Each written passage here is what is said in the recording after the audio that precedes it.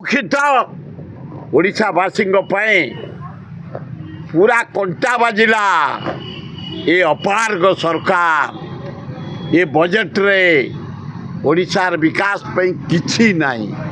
ଲଜ୍ଜା ଘୋର ଲଜ୍ଜା। ହଁ କାଳେ ପଳେଇବେ ତାଙ୍କୁ ରଖିବା ପାଇଁ, କିନ୍ତୁ ଏଠି 20 କାହିଁ ହକ୍ ଓଡ଼ିଶାର ଦାବି ମରି ଯାଉଛୁ ଆମେ, ରୁଆ ରୁଇ ହେଇପାରୁନି, ବଛା ଖେଉଳା ହେଇପାରୁନି, ପାଣିର ଘୋର ଅଭାବ।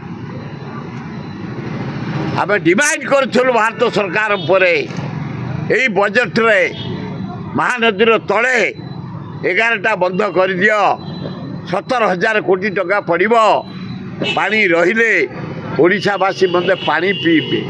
କିଛି ନାହିଁ, ଫୁସ୍ ଶୂନ, ଲଜ୍ଜା ଘୋର ଲଜ୍ଜା।